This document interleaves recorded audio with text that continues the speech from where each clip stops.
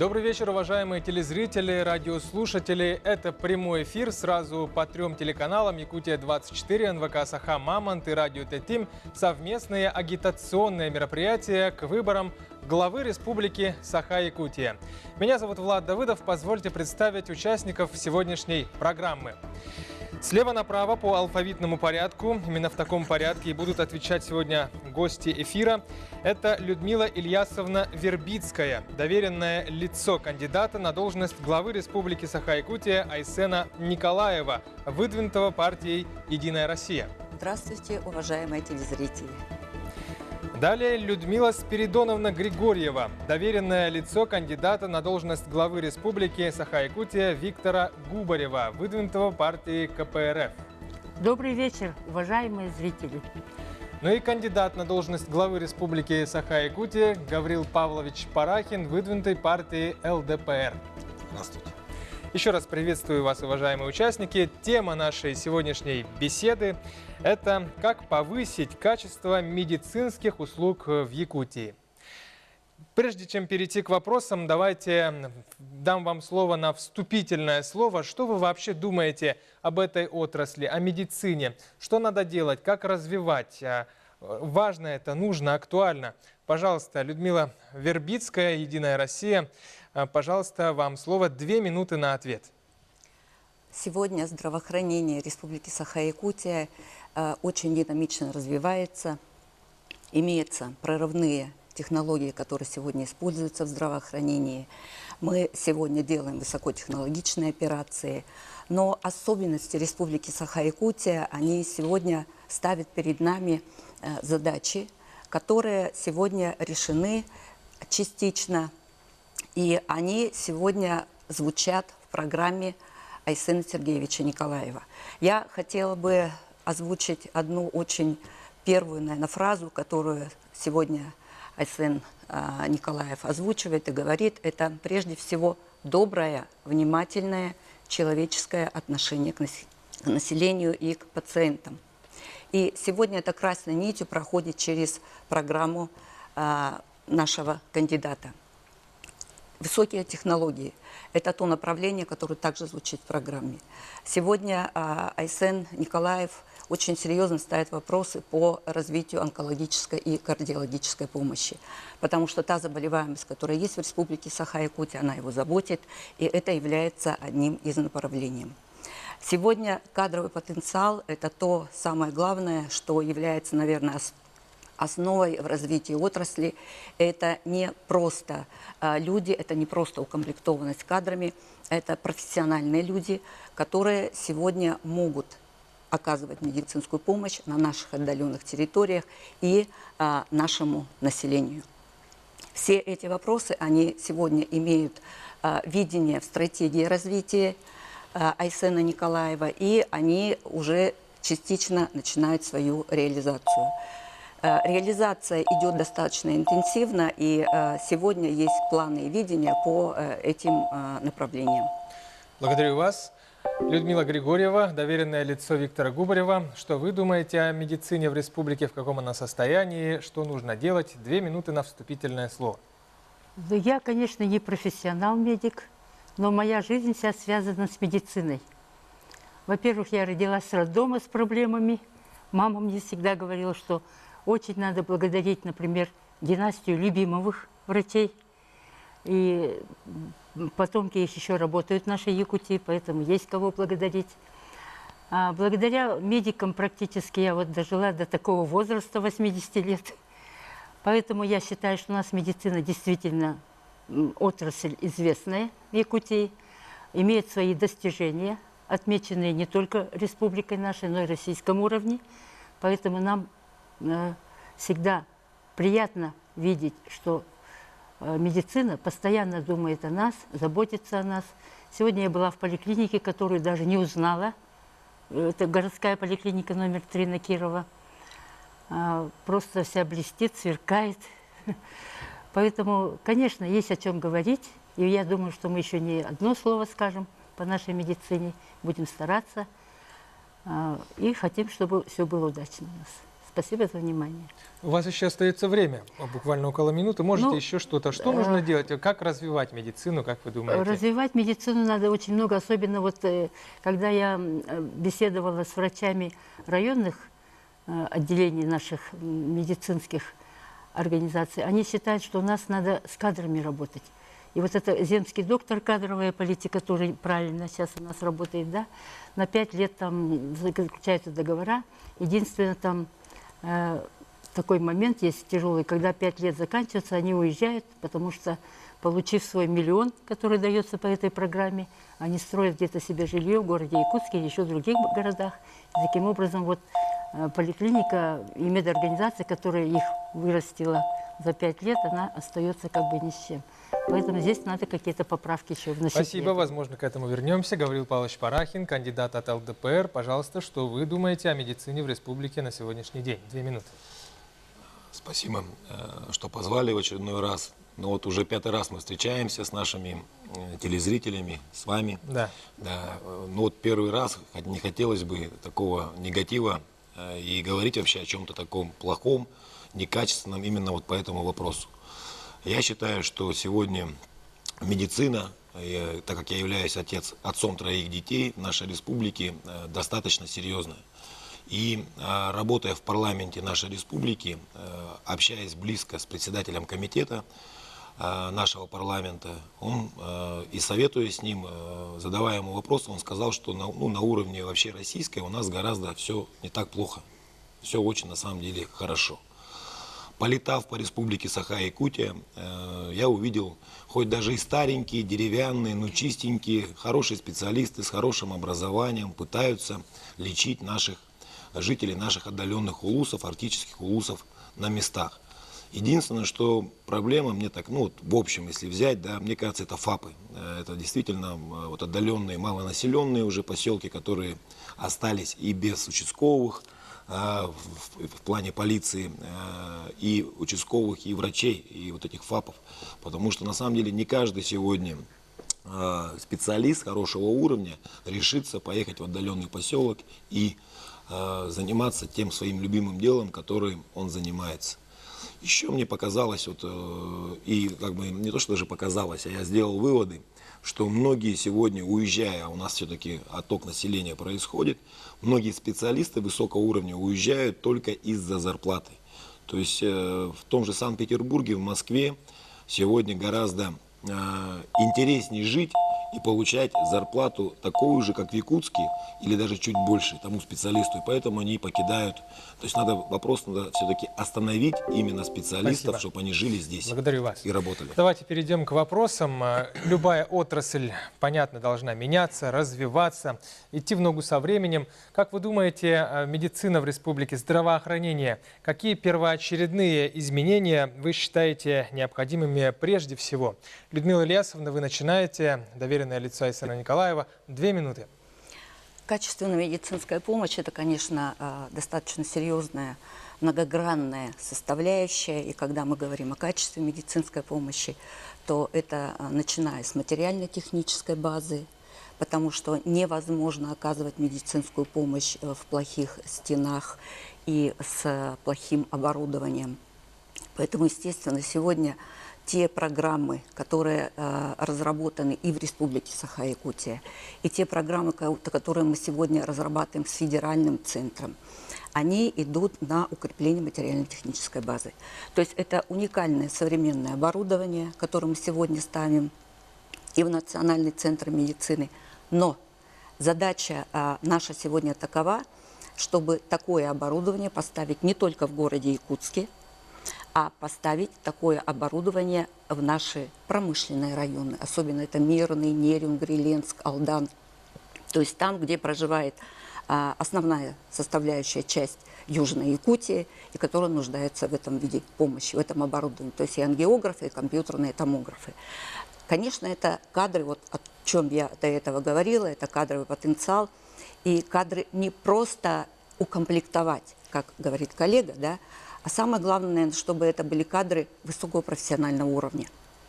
Чтобы это люди были и работали по мировым стандартам. Сегодня составляющая здравоохранения, те технологии, которые мы делаем, те руки наших врачей, они способны сегодня выйти на мировой уровень. И когда мы сегодня говорим, даже, может быть, это сегодня звучит абсурдно, о какой-то медицине, когда сюда будут приезжать иностранцы или люди из других субъектов, то мы должны это обеспечить. Это кадры, это то, что сегодня мы должны будем сделать. Когда будет материально-техническая база и кадры, все будет сделано. Спасибо. Людмила Григорьева, доверенное лицо Виктора Губарева. Как вы думаете, какие изменения в здравоохранении вы считаете первоочередными? 2 минуты на ответ. Ну вот я хочу поддержать тоже Людмилу Ильясовну, что прежде всего кадры, особенно в сельских районах, где очень отдаленные участки, где каждый больной добирается чуть ли не за 200 километров до районного центра. Поэтому кадровые вопросы – это очень важный вопрос. И желательно, чтобы вот очень много сейчас у нас закрыто участковых больниц, где проходили постоянное, значит, медицинское обслуживание. Основная масса сельского населения, которые не всегда могут приехать в Якутск, там или даже в районные центры очень трудно им добираться, дороги и прочее, прочее. Поэтому я тоже хотела бы вот поддержать, чтобы по медицине политика была именно вот создание условий для качественного обслуживания сельского населения. В городах более-менее все решается. И оборудование есть, и специалисты хорошие и так далее. А вот в сельской местности это очень серьезный вопрос. И поэтому я бы хотела, чтобы этот вопрос стоял шире. И в программе нашего Виктора Николаевича Губарева, кандидата в депутаты, я думаю, что это займет соответствующее место. У вас все. Спасибо. Гаврил Павлович Парахин, ЛДПР. Что вы думаете, какие изменения необходимы в здравоохранении в республике сегодня? Ну, очень много появилось у нас платных клиник, маленьких, средних, больших, да. И там услуги, ну вот я периодически попадаю в них, но мне кажется, они для обыденного человека, для среднего заработка очень такие существенные. Вот. И они бьют по карману. Я думаю, что все-таки надо уровень именно бесплатной медицины повысить, раз.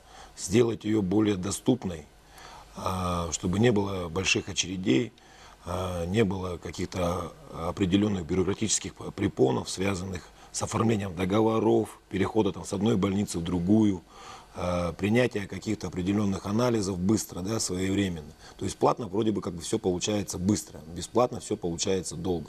Из-за этого, мне кажется, сам человек очень дело страдает, он еще и больной, он же пришел в больницу не просто купить какую-то конфетку, да, а он пришел в больницу узнать свою причину своей болезни. И, естественно, ему хотелось бы ее узнать максимально быстро и точно и правильно.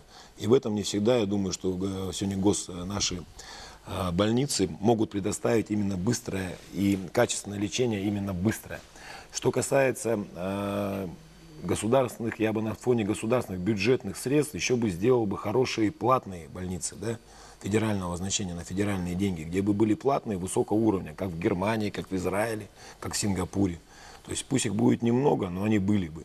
Для того, чтобы человек, который имеет средства и который готов выложить за качественную медицину, тоже мог обратиться. Тогда бы медицина получала бы определенные, Министерство здравоохранения получало бы определенные средства в бюджет свой, для того, чтобы потом закупать, формировать свою базу для обучения тех же даже специалистов, о которых мы говорим, которые могут летать за границей и получать там высокое образование и дополнительное высокое образование к тому, что они получают у нас здесь в России. Спасибо. Вопрос следующий. Согласно данным, Якутия входит в десятку по всей стране, где естественный прирост населения. Что нужно делать, чтобы сохранить этот показатель? Людмила Вербицкая, доверенное лицо Айсена Николаева, 2 минуты на ответ. Прежде всего, это создание условий, да, для того, чтобы у нас в республике развивался и, наверное, имел динамику тот удивительный человеческий капитал, который сегодня есть в Республике Саха-Якутия. И это усиление этого направления, оно, конечно, потребует усилий не только здравоохранения, конечно, это образование, да, это экономика. То есть здесь все многогранно, и вот это видение, оно есть у Айсена Николаева. Сегодня есть программа «Стратегия развития», в которой как раз красной линией проходит именно человеческий капитал, развитие человеческого капитала. И когда развитие человеческого капитала будет наращиваться, когда у нас будут мощности и ресурсы, то, естественно, это будут те комфортные условия, это то будет качество жизни, которое не позволит нам потерять естественный прирост. Мы сегодня его держим, но это та грань, которая сегодня требует реорганизации. Это необходимо новое возрождение. И, конечно, за этим стоят дети. Сегодня забота о детях, она очень хорошо прорабатывается в республике. Сегодня о детях забота видна, она чувствуется. Но когда мы сегодня и будем воспитывать с детей, как говорится, с пеленок, будем воспитывать нашим традициям, а традиции в Якутии – это многодетные семьи, мы вернемся к тому естественному приросту, который был у нас вот буквально 3-4 года назад. Сегодня мы говорим, что это произошло за счет того, что женщин фертильного возраста стало меньше. Поэтому мы не упали в демографическую яму, мы считаемся лучшим в ДВФО, но сегодня нужны план действий, по которому есть видение, и мы этого достигнем. Спасибо. Людмила Спиридоновна, ваш ответ по поводу естественного прироста, как это сохранить? Якутия сейчас в десятке в стране. 2 минуты, пожалуйста. Наша республика на Дальнем Востоке и в России, конечно, считается одной из тех республик, которые создали определенные условия для того, чтобы у нас росло население. И мы тоже это видим каждый год, отмечая то, что у нас и в северных улусах растет население. Особенно много сейчас требуется уже, вот начинают возникать новые вопросы в связи с тем, чтобы вот дети учились в определенных школах, там, предположим, для каждого ребенка были созданы определенные условия не только на медицинском уровне, но и на других психологических структурах. Поэтому вот эта проблема, она, рост населения создает другие проблемы, которые тоже наше правительство, наш депутатский корпус должны решать в соответствии вот с наступающим моментом. Я думаю, что Виктор Николаевич, как человек, который приехал в Якутск с Черского, северные условия хорошо знает, и поэтому вот те решения, которые принимал он как депутат Государственного собрания нашей республики уже неоднократно, он в этих вопросах разбирается, я думаю, что компетентно, и я думаю, что он будет продолжать развивать отрасль, не только там сельскохозяйственные, промышленные, транспортные и так далее, но и медицинскую отрасль он не оставит без внимания. Я в этом, например, как голосующий, как его помощник, должна уверить наше население якутское, что мы, избрав Виктора Николаевича Губарева в состав нашего высшего органа правления, приобретем знающего человека любую отрасль нашей республики. Спасибо. Гаврил Парахин, ЛДПР. Как сохранить естественный прирост населения в Якутии? Что вы думаете? Ну да, очень хорошая у нас рождаемость, продолжительность жизни. В этом сегменте мы как бы по Дальнему Востоку лидеры. Вот. Но уже столько лет мы не можем, чтобы жители нашей республики, численность наших жителей республики перевалила за 1 миллион. В чем проблема? Проблема в том, что вроде бы у каждого по 2, по 3 ребенка, и вроде бы и на селе рожают, да? Но проблема в том, что сегодня жители села, не имея возможности работать, не имея возможности качественного того же медицинского обслуживания для своих детей, перебираются в город Якутск. Город Якутск у нас переполняется, поликлиники полные, школы переполненные, качество из-за этого нарушается. И, естественно, жители самого Якутска думают о том, как бы поменять свое место жительства и переехать в другую часть нашей необъятной России, где бы можно было получить за те же средства или гораздо меньше, гораздо качественное медицинское обеспечение своим детям, которые рождаются, да, и, естественно, образование качественное, не по 40, не по 50 человек в классе в городе Якутске. И поэтому происходит такой вот отток населения, где мы не можем никак удержать наших жителей, которые у нас рожают наших внуков, наших детей. Что делать? Ну, тут как бы замкнутый круг. Мы же вот эту всю неделю говорили об экономике, о сельском хозяйстве, развитии. Мы говорили о промышленности, о IT-технологиях, да, которые на данный момент у нас притормаживают все это. То есть у нас получается, что средства, которые в принципе небольшие, а у нас бюджет республики один из самых больших в Российской Федерации, уже скоро будет по 200 миллиардов, вот, имеет огромную дыру. То есть нету хозяина, нету человека, который достойно будет защищать интересы наших граждан. Вот в чем у нас проблема. Спасибо. Есть еще проблема. В условиях санкций со стороны западных стран в России сокращается продажа импортных лекарств. Как не допустить их дефицита? Людмила Вербицкая, ваши 2 минуты. На самом деле это проблема федерального уровня.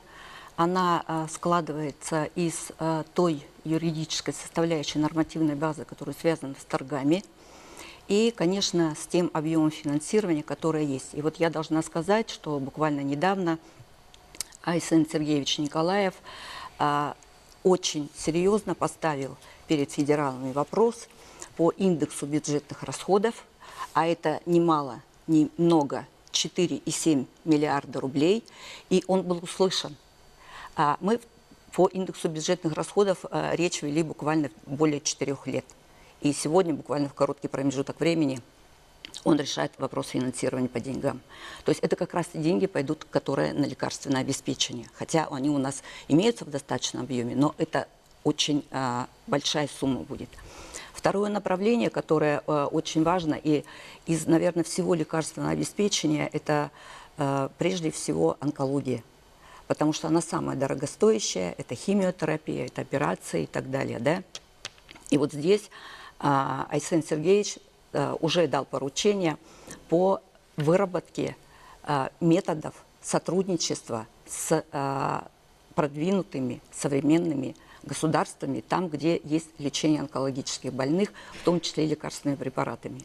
И я думаю, что это тот путь, по которому мы пойдем, потому что это единственное, когда мы будем нацелены на личность, на человека. То есть это персонализированный подход, это персонализированный подбор лекарственных препаратов. Сегодня у нас есть центр персонализированной медицины, поэтому мы не будем, допустим, закупать большим количеством, да, а индивидуально для каждого человека будет подобран лекарственный препарат. Спасибо. Вопрос лекарственного обеспечения. Как не допустить дефицит в России, в Якутии в частности? Людмила Григорьева, КПРФ, 2 минуты. У меня, как представителя трезвенной организации, я председатель трезвого общества Республики Саха, я считаю, что мы должны упор делать, конечно, на лекарства, само собой. Это очень затратная, как говорится, отрасль снабжения лекарством всех больных. Но надо научить людей заботиться о своем здоровье безлекарственно. Хотя бы обливание холодной водой, которым я занимаюсь уже почти 30 лет. Вода у нас, пожалуйста, река есть, озера есть, водопровода хорошо бежит. Я, например, каждый день в ванне утром холодную ванну принимаю, абсолютно холодную, и целый день бегаю до самого вечера. Поэтому я считаю, что мы эту часть с Виктором Николаевичем тоже разовьем, и он меня поддержит как представителя общественной трезвенной организации, и мы будем работать в тесном контакте по этому вопросу. То есть мы будем заниматься воспитанием детей, начиная с дошкольного возраста, в школах. Вот я педагогика семейного здоровья, учебники разработала свои, преподаем уже в школах, обучаем преподавателей. У нас большой актив общественный, и мы думаем, что нас Виктор Николаевич поддержит. Он всегда поддерживал нас и будет дальше поддерживать. Поэтому я буду голосовать за Виктора Николаевича. Спасибо. Гаврил Павлович, пожалуйста, теперь ваша очередь. Лекарства, дефицит импортных лекарств, как этого не допустить? Пожалуйста. Людмила Спиридоновна, видите, какой придумала легкий способ. Вести здоровый образ жизни, и не нужны будут лекарства дорогие. Видите, и не будем мы зависеть от нашей заграницы. Ну, тут, если коснуться серьезно, то я заканчивал предыдущий вопрос бюджетом громадным, дыра, воровство. 34 миллиарда выделяется на здравоохранение, из них 70% это на зарплату, 30% на содержание медицины. Естественно, конечно, вроде бы это большие деньги, да, но в то же время сегодня лекарства, которые именно необходимы для онкологии, для больных, которые действительно,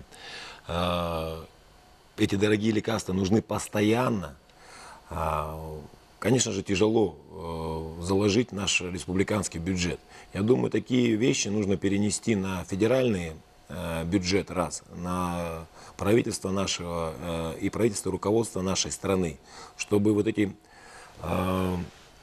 торги, этот наш закон злополучный, да, что должны покупать все российское и самое лучшее российское, оно не всегда российское, самое лучшее, конечно же, ни к чему хорошему не приведет, потому что мы прекрасно понимаем, что те серьезные лекарства, которые нужны для больных очень редкими болезнями или серьезными болезнями, связанными не только с онкологией, но и вообще с любыми другими заболеваниями, не всегда возможно приобрести даже нашему руководству нашей медицины, нашему бюджету, который вроде бы большой, на нашем уровне. Это на самом деле проблематично.